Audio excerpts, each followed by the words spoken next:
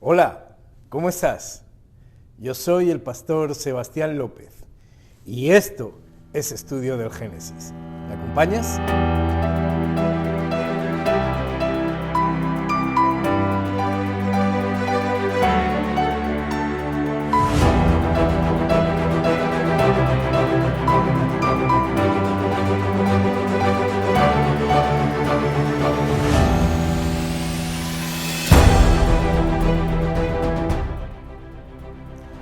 La lección pasada terminamos contando el nacimiento de Isaac, el hijo de la promesa.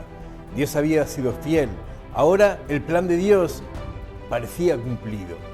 El Señor había querido que todos vieran su mano en la llegada del Hijo prometido, que todos pudieran reconocer que Él es el Dios de lo imposible y que todos supieran que Él llama a las cosas que no son como si fuesen.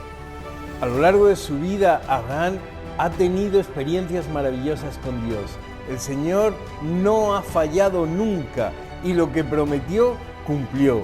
Llenó a Abraham de riquezas, le dio la tierra para que la poseyera y finalmente le dio el hijo de la promesa.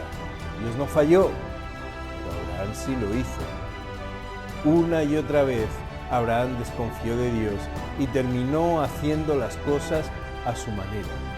Con lo que Dios ahora le pediría, ¿significaba que el pacto estaba roto?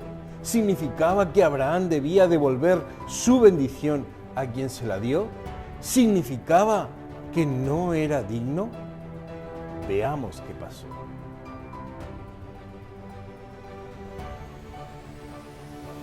Antes de seguir, quiero pedirte que aquí abajo tienes un like. Si te gusta el programa, dale al like porque para nosotros es importante. Es más, si quieres, suscríbete y de esa manera podrás recibir estos temas todos los miércoles en tu teléfono o en tu computadora. Sigamos entonces. Hablemos del monte Moria. Dios llama de nuevo a Abraham para que salga y la palabra es vete a la tierra de Moria. La expresión vete es la misma que oyó en Ur de los Caldeos. Vete de tu tierra y de tu parentela a la tierra que yo te mostraré. El viaje de la fe aún no había terminado. Queda algo más que el patriarca no espera. Queda la parte espiritual más alta del viaje, que tendrá lugar en un monte desconocido. Abraham no entiende, pero esa madrugada se levanta para obedecer el mandato que Dios le ha dado. Satanás estaba golpeando su corazón. No es posible. ¿Cómo Dios va a pedir algo así? Isaac es la luz de mi casa, es el gozo de mi vejez y sobre todo era el heredero de la bendición prometida. Dios le estaba sometiendo a la mayor prueba de fe que se haya impuesto jamás a hombre alguno al pedirle: toma a tu hijo, tu único, Isaac, a quien amas, y vete a la tierra de Moria y ofrécelo allí en holocausto sobre uno de los montes que yo te diré. Dominado por la angustia, se postró y lloró como nunca lo había hecho antes, para pedir que se le confirmase si debía llevar a cabo o no este terrible deber. Recordó a los ángeles que vinieron y le prometieron el nacimiento de Isaac. Fue corriendo al sitio donde se había encontrado con ellos, esperando encontrarlos allí, pero ninguno vino en su ayuda. Parecía que las tinieblas le habían rodeado y se podía palpar la oscuridad. ¿Por qué Dios nos manda pruebas? ¿Estaba Dios tentando a Abraham? No, la Biblia dice que Dios no tienta a nadie. Lo podemos leer en Santiago 1:13. Ahora bien, Dios sí permite que nuestra fe sea probada con un objetivo: saber lo que hay en el corazón del probado. Eso sí, en la prueba Dios nos dará siempre un alivio, todo lo que necesitemos para superarla. Pero ¿qué razones tiene Dios para hacer esto con Abraham? Bueno, pues en su caso, Dios lo lleva al extremo de perder todo lo recibido en la promesa. En cambio, debido a que confía en Dios, hará lo que Dios le pida, aunque vaya en contra de toda lógica. El Señor está probando la fe y la lealtad de su siervo hasta lo sumo, para que supiera, igual que Isaac y sus descendientes, la clase de consagración que Dios nos pide al pactar con Él.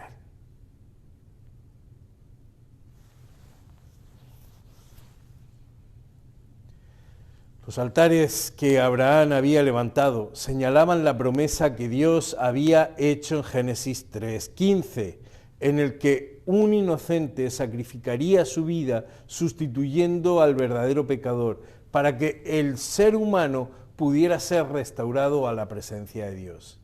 En el camino de la fe del patriarca quedaba un último altar que levantar.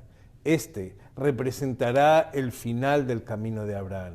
Ese altar pondrá de manifiesto su obediencia y su lealtad. La tierra de Moria, y si el monte, ese monte muy concreto, era el elegido por Dios.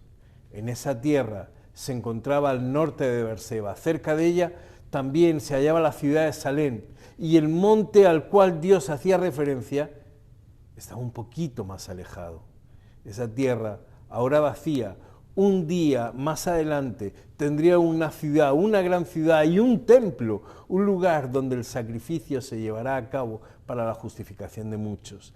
Desde allí la promesa bendecirá a todas las naciones porque finalmente se cumplirá el pacto prometido de salvación. Pero hasta ahora esto Abraham no lo sabe. 3 días de viaje dan para pensar mucho en los errores del pasado. En Egipto debía haber confiado en Dios y no haber dicho que Sara era su hermana. Nunca tampoco debió tener una relación con Agar para sustituir la promesa que Dios había hecho a Sara.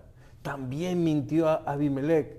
Bueno, el caso es que Dios cumplió el pacto tal y como prometió, pero el patriarca no. Por eso quizá el Señor quisiera romper el compromiso. El acuerdo estaba basado en la fe y en la obediencia. El nacimiento de Isaac estaba ligado al cumplimiento. Y si Abraham no había cumplido, ¿debía devolvérselo a Dios? Ahora Dios le pide que haga un holocausto y que su hijo sea la víctima que pagará por sus pecados. El texto pareciera darnos a entender que los 3 días estuvieron llenos de silencio. Nadie hablaba hasta que por fin, esperad aquí, dice Abraham cuando ya llegan, esperad aquí con el asno, y yo y el muchacho iremos hasta allí y adoraremos y volveremos a vosotros. Y tomó Abraham la leña del holocausto y la puso sobre Isaac su hijo, y él tomó en su mano el fuego y el cuchillo, y fueron ambos juntos. De camino al monte designado, Isaac, extrañado ante la situación y el silencio de su padre, le pregunta: «He aquí el fuego y la leña, ¿mas dónde está el cordero?». Isaac sabe muy bien que no hay cordero. Su pregunta lleva implícita otro interrogante más aterrador y angustioso: ¿soy yo el cordero? Abraham no responde. La pregunta de Isaac simplemente parece que le alude con una escueta expresión de fe: Dios proveerá de cordero. Una vez en la cima, padre e hijo empiezan a cargar piedras para levantar el altar.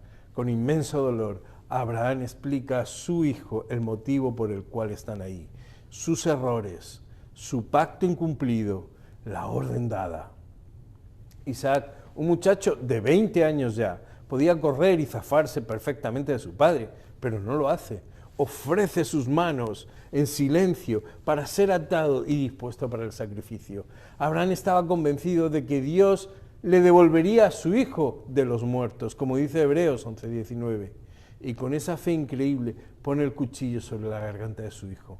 Entonces el ángel del Señor le grita para que no lo haga. Ahora, Dios ya conoce de la lealtad de Abraham y de su fe al poner la vida de su ser más querido en sus manos. Entonces levantó sus ojos y aquí a sus espaldas había un carnero trabado en un zarzal. El carnero trabado fue el sustituto. El Señor se proveyó la víctima para sí mismo. Jehová Jireh, el Señor proveerá un carnero como sustituto de Isaac. De la misma forma, Él proveyó a su Hijo Jesús como el sacrificio definitivo. En el monte Moria, Dios renovó el pacto con Abraham y confirmó con solemne juramento la bendición que le había prometido a él y a su simiente para todas las generaciones futuras. Con esta ceremonia enfática, Dios transmitía su pacto a la nueva generación. Isaac se había comportado como el hombre obediente y leal, que al igual que su padre asumía la voluntad de Dios. Su compromiso con Jehová al ocupar el papel de víctima silenciosa evidenciaba su lealtad a Dios. El muchacho prefigura a Cristo obediente al Padre Celestial hasta la cruz. Y en ese mismo sitio donde tiempo después se llevaría adelante el sacrificio, en ese mismo sitio donde Jehová Jireh, muchos siglos después, el Hijo de Dios sería la salvación para todos nosotros. Esta prueba de fe fue para grabar en la mente de Abraham la realidad del Evangelio. La agonía que sufrió durante los aciagos días fue permitida para que comprendiera por su propia experiencia algo de la grandeza del sacrificio hecho por Dios, infinito por nosotros. El Padre dio al Hijo unigénito para que muriera en la agonía y la vergüenza. A los ángeles que presenciaron la humillación y la angustia del Hijo de Dios, no se les permitió intervenir, como en el caso de Isaac. No hubo una voz que clamara ¡basta!, parafraseando a Ellen White. En Patriarcas y Profetas, el sacrificio exigido a Abraham no fue solo para su propio bien, ni tampoco exclusivamente para el beneficio de las futuras generaciones, sino también para instruir a los seres celestiales. Este acto forma parte de una de las grandes batallas entre Cristo y Satanás. A lo largo de su vida, el patriarca había demostrado falta de fe en las promesas de Dios. Satanás le había acusado ante el trono divino de no ser digno de sus bendiciones. El cielo entero presenció el suceso en el que se probó la fe de Abraham y la sumisión de Isaac. La prueba fue mucho más severa que la impuesta a Adán. La obediencia a la prohibición hecha a nuestros primeros padres no entrañaba ningún sufrimiento, pero la orden dada a Abraham exigía el más atroz sacrificio. Todo el cielo fue testigo absorto y maravillado de la intachable obediencia de Abraham. Se demostró que las acusaciones de Satanás eran falsas y Dios declaró a su siervo: yo conozco que temes a Dios a pesar de las denuncias de Satanás, pues no me rehusaste tu hijo, tu único hijo.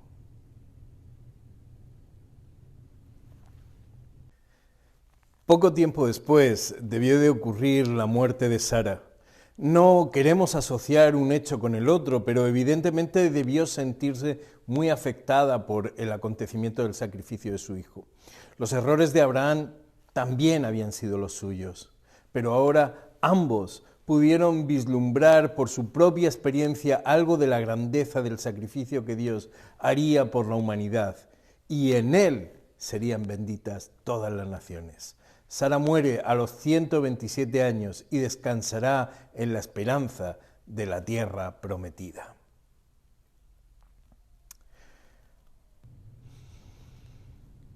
Dos personajes increíbles aparecen ahora en la narración. El primero es Eliezer, el criado principal de Abraham, el que iba a ser el heredero de Abraham. Su fidelidad y empeño, sin embargo, son asombrosos.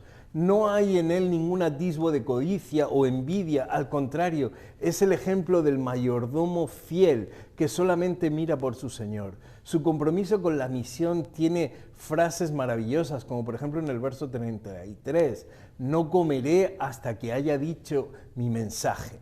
Bueno, y a pesar de su amistad y aprecio que debía tener con Abraham, habla siempre de él como mi amo. Lo maravilloso es cuando aparece Isaac, él que es el verdadero heredero. Eliezer le dice a Rebeca: este es mi Señor. ¡Qué enseñanza formidable de mayordomía y de abnegación para nosotros los cristianos! Mira, el segundo personaje es Rebeca, la hermosa muchacha que por su disposición y corazón bondadoso se convierte en la respuesta a una oración. Sin saberlo, ella estaba en los planes de Dios para formar parte de la salvación de la humanidad. ¿Cuántas veces nosotros pasamos por alto los pequeños detalles de Dios sin saber que ese pequeño detalle es una piedra principal en el edificio del Señor? Rebeca acepta el llamado y se convertirá en la madre de Israel. Por eso dice el texto que cuando llegó al campamento, Isaac le dio la tienda de Sara.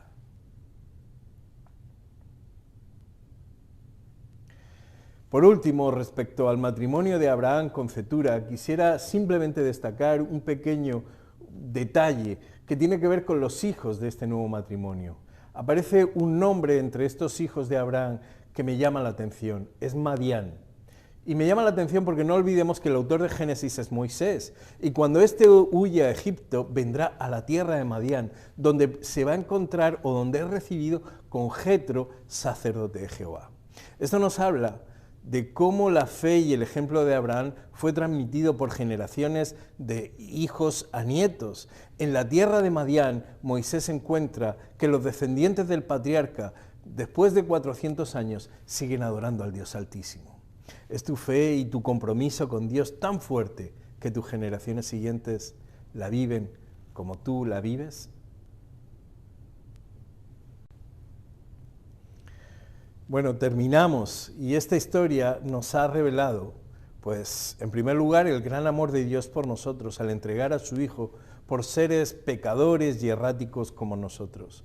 Un amor incondicional que lo da todo, aun con el riesgo de que no sirva para nada porque tú o yo nos neguemos a creer. Por favor, no rechaces una salvación tan grande y tan cercana.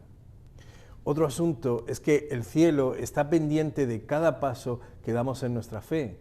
Dios proclama al cosmos entero que tú y yo somos sus hijos amados, pero quizá tú y yo no hacemos otra cosa que darle razones a Satanás sobre nuestra lealtad. Jesús ya vino, derramó su sangre por ti y por mí en el altar del Calvario, en el antiguo Monte Moria. Allí se pagó el rescate de nuestra salvación.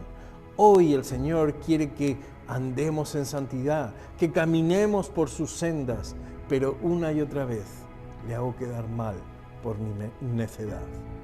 ¿Hasta cuándo estaremos entre dos caminos? Démosle nuestra voluntad al Señor y dejemos que Él abra el camino por nosotros, porque esta senda de fe lleva a la redención.